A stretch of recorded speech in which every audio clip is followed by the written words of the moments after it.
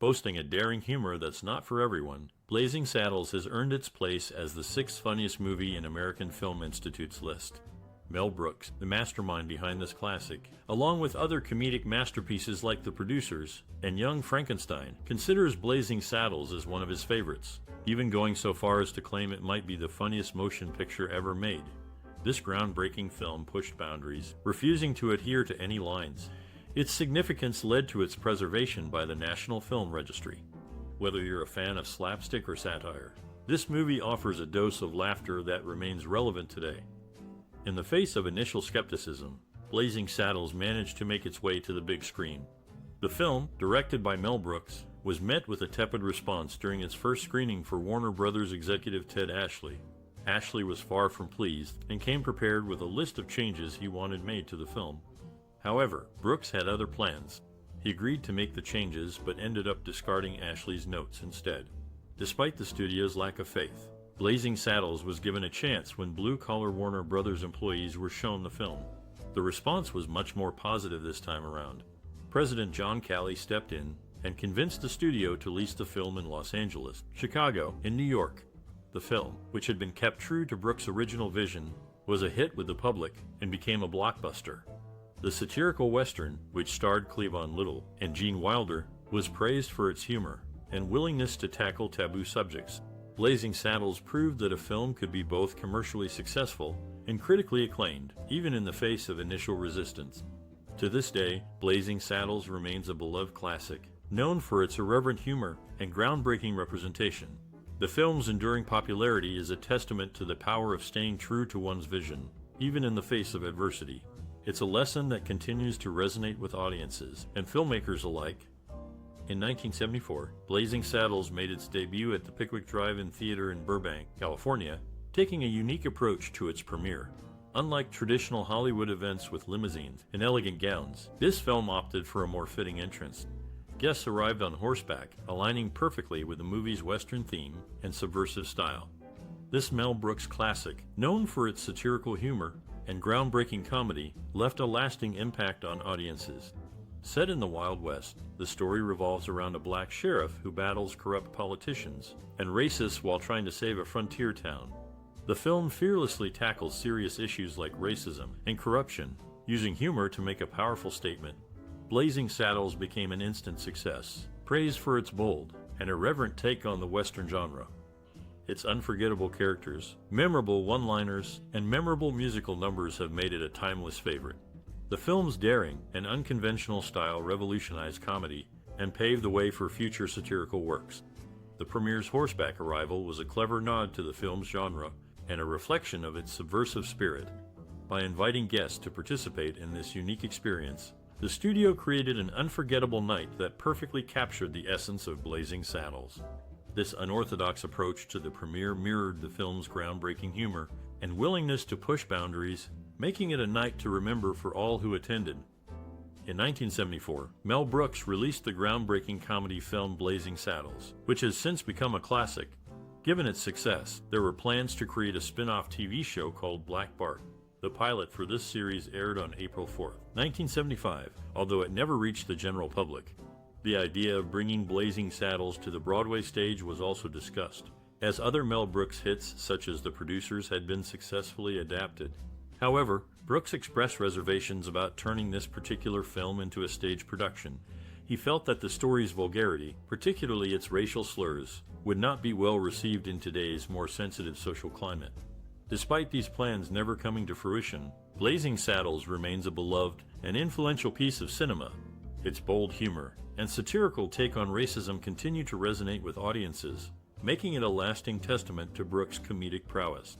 While a spin-off or Broadway adaptation may never see the light of day, the original film remains a captivating and enduring part of American cinema. In the 1974 movie Blazing Saddles, Hedy Lamarr was an antagonist, but there was a naming issue that caused some controversy. The character's name bore an uncanny resemblance to Hedy Lamarr, a successful actress of old Hollywood. Harvey Korman, who played the character, even joked that she might sue due to the similarity. As it turned out, his offhanded comment was right. The issue was serious enough that it had to be settled out of court, causing a stir in the entertainment industry. Despite the controversy, the name of the character remained unchanged throughout the movie. This classic film, known for its satirical take on the Western genre, featured Hedy Lamarr as a cunning and manipulative character. However, the naming issue created a distraction that took away from the film's overall impact. The character of Hedy Lamarr in Blazing Saddles was a complex and intriguing one, but the controversy surrounding her name overshadowed her role in the film. The naming issue was a reminder that even the smallest details in filmmaking can have a significant impact. Despite the controversy, Blazing Saddles remains a beloved classic, known for its humor and satire. The film's ability to tackle serious issues while maintaining a lighthearted tone has made it a favorite among audiences for generations. In the end, the naming issue was a minor setback for this classic film. The character of Hedy Lamarr, played by Harvey Korman, remains a memorable part of the movie, despite the controversy surrounding her name. The legacy of Blazing Saddles continues to resonate with audiences, even today. The 1974 movie, Blazing Saddles, is known for its groundbreaking humor and satire. However, one scene has been a subject of controversy: the horse punch scene. In this scene, Mongo parks his horse in a no parking zone, and when confronted, he punches the other rider and his horse to the ground. This event was inspired by a story that Mel Brooks heard from his former boss, Sid Caesar, who wrote about it in his 1982 biography. Despite being played for comedy, the scene received backlash from animal rights activists who were angered by how the horse was treated.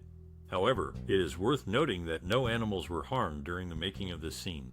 The production team used 2 horses that were trained to fall on command, ensuring their safety throughout the filming process. The controversy surrounding the horse punch scene is just one example of how this classic film has pushed boundaries and sparked conversations about social issues. While some may find the scene offensive, it is important to remember that Blazing Saddles is a satire that uses humor to critique racism, sexism, and other forms of discrimination. In the end, the horse punch scene is a reminder of the power of cinema to challenge norms and provoke thought. While it may be controversial, it is also a testament to the enduring legacy of Blazing Saddles as a groundbreaking film that continues to resonate with audiences today.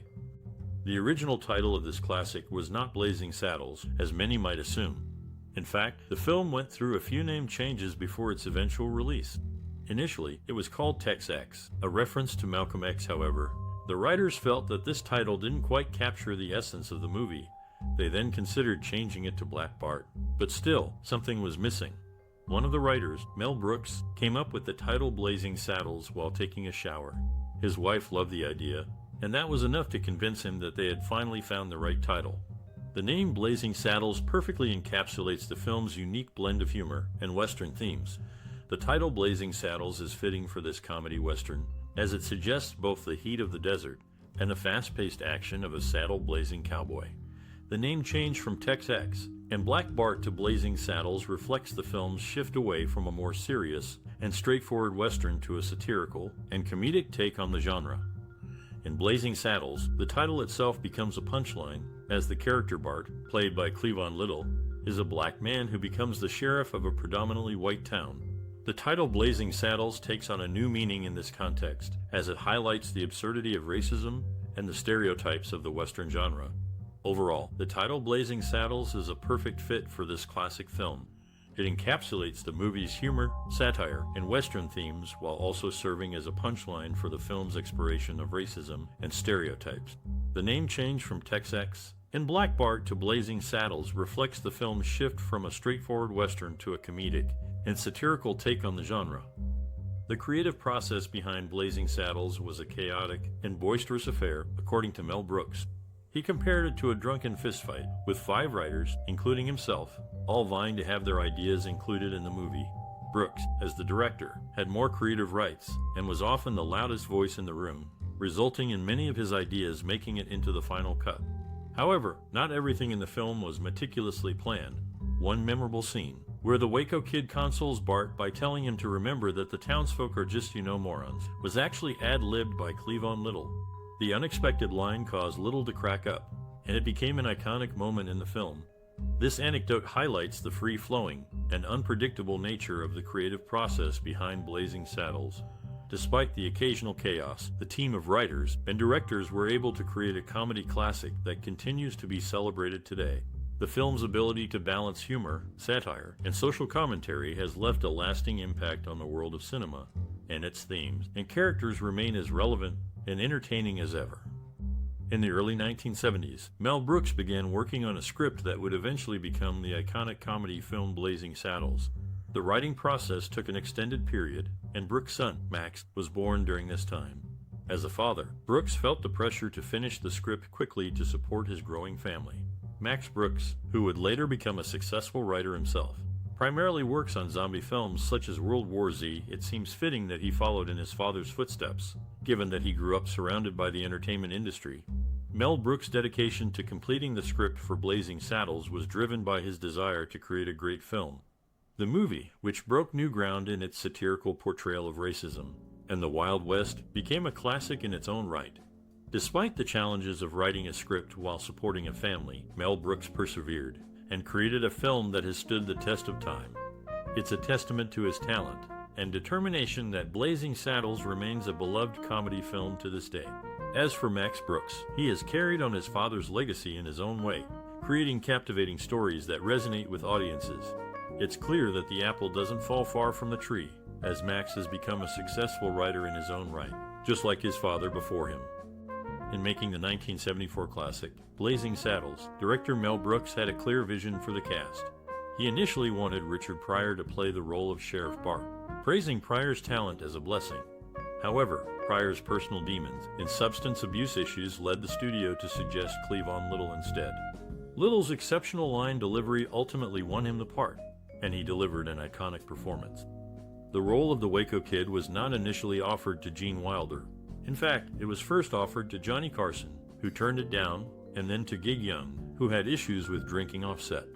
When Wilder was offered the part, he gave a performance that would become legendary. Madeline Kahn, who played Lily Von Up, was Mel Brooks' first pick for the role. He had been impressed by her performance in Paper Moon and knew she was perfect for the part. Kahn was initially slated to appear in the film adaptation of the Broadway musical Mame, but she reportedly got fired from that movie so she could focus her attention on Blazing Saddles. Brooks allegedly asked Kahn to pull up her skirt during her audition so he could see her legs, as the character was a spoof of Marlene Dietrich and needed to have nice legs. Kahn didn't mind, but she was nervous and told him not to touch them. Her dedication to the role, along with her exceptional talent, helped her deliver a performance that would become one of the most memorable in the film. It's well known that Mel Brooks and Gene Wilder had a successful collaboration in the 1974 movie Blazing Saddles. Their partnership was not the only notable friendship associated with the film. Mel Brooks met Richard Pryor in New York after seeing his stand-up routine at the Vanguard. They became friends, and Richard allegedly contributed significantly to the writing of the character of Mongo in Blazing Saddles. The film also led to an unlikely friendship between two iconic directors. Alfred Hitchcock, a renowned filmmaker, was a fan of Blazing Saddles and praised Mel Brooks for his work on it. This classic film became a significant milestone in the careers of many involved in its production. The movie's humor and satire transcended the boundaries of traditional Western films and left a lasting impact on the genre. The friendship between Mel Brooks and Gene Wilder continued beyond Blazing Saddles, as they went on to work together in other successful films such as Young Frankenstein. In summary, Blazing Saddles was not just a movie, but a testament to the power of friendship and collaboration in the world of filmmaking. It brought together talented individuals who left an indelible mark on the industry, and their contributions continue to be cherished by audiences to this day.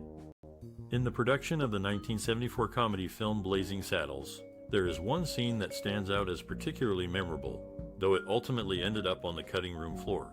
This scene, which took place in a dressing room, featured characters Bart and Lily engaging in flirtatious banter. As the scene unfolded, Lily attempted to seduce Bart by asking him a leading question: "Is it true what they say about you people?" Bart, seemingly unfazed, quickly corrected her, "I hate to disillusion you, ma'am, but you're sucking on my arm." This risque exchange was reportedly cut from the final version of the film at the request of the studio. Despite its absence from the final product, the scene has become the stuff of legend among fans of the movie.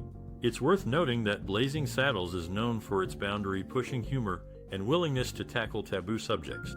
Even without this particular scene, the film remains a groundbreaking and influential work in the world of comedy. Its irreverent take on race, politics, and Western genre conventions continues to resonate with audiences today. In the creation of his groundbreaking 1974 film, Blazing Saddles, Mel Brooks had a vision to incorporate esteemed Western actors, paying homage to the genre while delivering a hilarious parody. Among the legendary figures he aimed to include was none other than the iconic John Wayne, a man who had become synonymous with Western films. As fate would have it, Mel and John crossed paths on the Warner Brothers lot. Upon hearing about the production of this unconventional movie, John expressed his curiosity and interest. Mel, ever the quick-witted comedian, seized the opportunity to share a few lines from the script with the Duke. John listened politely, but ultimately declined the offer to participate in the film. However, he left Mel with words of encouragement, mentioning that he would be first in line to see it when it hit theaters. This interaction not only demonstrated John's humility, but also showcased his support for fellow artists and their creative endeavors. Blazing Saddles would go on to become a cultural milestone, leaving an indelible mark on cinematic history. The film's daring humor and satirical take on Westerns captured audiences and solidified Mel Brooks' status as a visionary in the world of comedy. And while John Wayne didn't appear in the movie, his brief encounter with Mel Brooks and the film remains a fascinating anecdote in Hollywood lore. In 1974, the release of Blazing Saddles brought laughter to audiences worldwide. However, behind the scenes, a negotiation took place that would benefit both the movie's screenwriter, Gene Wilder, and the film's production. Gene had been working on a new screenplay, Young Frankenstein, and needed some time to finalize it. In exchange, he offered to help the production of Blazing Saddles in any way he could. The deal was struck, and Gene got the time he needed to work on Young Frankenstein. His friend, Mel Brooks, who directed Blazing Saddles, agreed to the negotiation. Gene's contribution to the movie was significant, and he was given a co-writer credit for his efforts. Young Frankenstein was released less than a year later in December of 1974, and became a major hit. The negotiation turned out to be a win-win situation for both parties, as Blazing Saddles also became a classic in its own right. This example of professional negotiation highlights the importance of collaboration and mutual benefit in any business transaction. By working together, both Gene Wilder and Mel Brooks were able to create two successful films, each leaving a lasting impact on the world of cinema. In the creation of the 1974 comedy classic Blazing Saddles, there's an interesting story about a musical deception involving its composer, Frankie Laine. Laine was a singer and songwriter with a 75-year career under his belt, known for his work on dramatic projects. Director Mel Brooks, concerned that Laine might withdraw from the project if he knew the truth, decided to bend the truth a bit. Brooks told Laine that he was working on a serious, dramatic film, knowing that the dramatic music Laine was accustomed to would serve the film better, given its parody of traditional westerns and their typical soundtracks. This musical deception was a white lie that ultimately paid off, contributing to the film's unique blend of humor and musical style. Laine's involvement brought a level of authenticity to the project, despite the comedic nature of the film, which might have been lost if the composer had known the truth. In the end, Laine's music added to the film's satirical take on westerns, and his dramatic compositions provided a stark contrast to the comedic elements of the movie.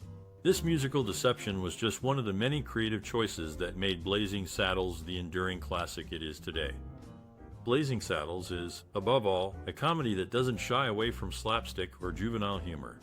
The film is famous for being the first to include audible fart sounds, a gag that was achieved through the use of soap, and the classic childhood method of putting your hand under your armpit.